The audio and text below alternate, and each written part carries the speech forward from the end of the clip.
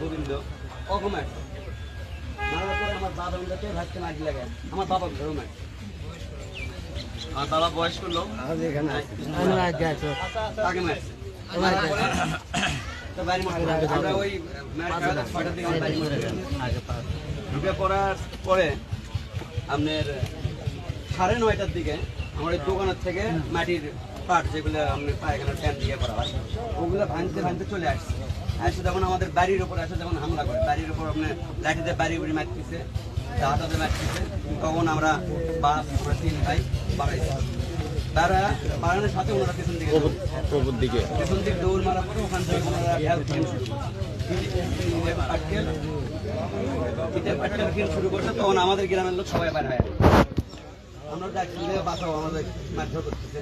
তখন আমাদের মাটির জিনিস সরাক ভাঙ্গা সেগুলো আমরা খোলাগুলো আমরা ফিকে মারছি।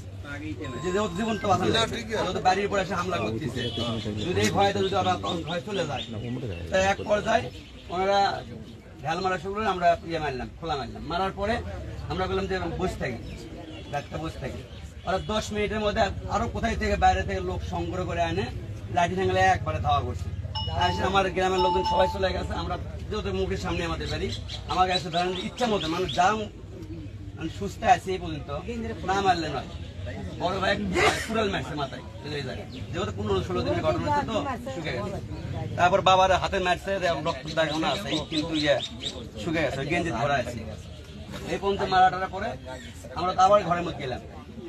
মাঠটার খেলা আমরা ঘরের মধ্যে বাড়ির মধ্যে দিকে আমার বউ চল নাই, মাও কেউ মানে যার মধ্যে জীবন বাঁচানোর উদ্দেশ্য 71 শিয়ার করে এরকম আমার বাপ দাদা দেখেনি যে ঘটনাগুলো করছে। ধামাধাম করে 10 মিনিট পরে আমরা তো চলে গেলাম। যাওয়ার পরে 10 মিনিট পরে আবার আক্রমণ করছে, পরে দোকান ভাঙা শুরু করছে। আমার বস্তার দোকান, ছোট ভাইয়ের মাটির জিনিসের দোকান, বড় ভাইয়ের ওইখানে একটা দোকান, তারপর জ্যাঠাতো ভাই স্বপনের আর মুদিখানার দোকান, ওগুলো ভাঙতে আবার আসে। তখন তো আমরা বাড়িতে নাই, খালি আমরা আড়াগাড়ার মধ্যে শব্দ শুনেছি, মানে ককটেল বোমা যেমন ফোটে এরকম সাউন্ড হতেছে। তো আমরা তো সবাই বাড়িতে নাই, খালি আড়ালে শুনতেছি ভাঙচুর হচ্ছে। আমরা 1:30টার দিকে বাইরে হয়ে আসলাম, আসে দিকে আমাদের বাড়ির মধ্যে কোনো কিছু নাই। ছোট ভাইয়ের ঘর জানলার ঘরে আগুন লেগে দিচ্ছে, গ্লাস মারছে, টিভি ভাঙছে, ফ্রিজ ভাঙছে। আমার দোকানে ওইটা আগে গেলাম, যে বস্তা ভ্যান ট্যান যা ছিল, ভ্যান ক্যাশ টেবিল বস্তা এগুলো সব লেগে গেছে। আমার এই জ্যাঠাতো ভাইয়ের মুদিখানার দোকানে মানে কালে জিরে ফিরে যাবে সে বলতো নাই, পুরো বসে মানে বড় একটা ব্যবসা করতেছিল, ওখানে কোনো কিছু নেই। তারপরে বড় ভাইয়ের মাটি কাটা মেশিন ওটাও নাই, ভ্যান নাই, সাইকেল নাই, এবং মালামাল মাটির যেগুলো সুন্দর জিনিস সেগুলোও নাই। এগুলো চলে যাওয়ার পরে আবার মনে করলাম যে কাকার বাসায় যাই। কাকার বাসায় যাওয়ার আগে দেখি যে ভাইয়েরা 4-5 জন রাত্রেবেলা আসছিল, মানে ছেড়ে আসছিল আমরা 1:30টার দিকে। আসে আমাদের ডাকছে, অনেক টাকা ডাকছে, যেহেতু আমরা নাই বাসায়। তা ডাকার পরে ভাইয়ের সাথে কাকা আরো যারা ভাইয়েরা কথাবার্তা বলছে, বলার পরে তারা ভাঙচুর দেখে গবেষণা করছে, অনেক কিছু ভাঙচুর করছে। কাকার ঘরে ফ্রিজ, টিভি, সোনা দানা, টাকা পয়সা, বিয়ের দামে একটু আগে পাই আমরা ওটা নিদার সহকারে মাথায় করে দিই। মানে আমি কি বলবো, যেমন ইয়েতে হচ্ছে সেরকম গণভবনে যেমন হচ্ছে তেমনই আমাদের এখানে পরিস্থিতিটা করছে। পরে পরে তো আমরা ভাইয়েরা বোধ হয় 3টে, 3:30 থেকে 4টে বলতেছিল, আমি তো জানি না সঠিক। মানে আমি